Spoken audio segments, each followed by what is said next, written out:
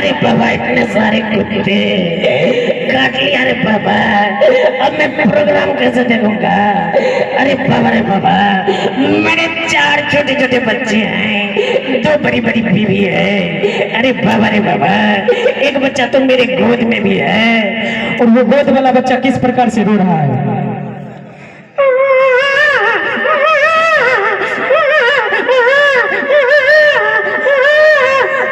और बहुत सारी आवाज है। उसके बाद आ जाते हैं हमारे आनंद मोहन जी आते हैं। अरे बाबू, वो पूछ रहे हैं किसी से, अरे बाबू एक गुरुकुल कोचिंग सेंटर कहने बा। उनको कोई बताता है कि भाई लोहिया चौक के बगल में जो है गुरुकुल कोचिंग सेंटर है।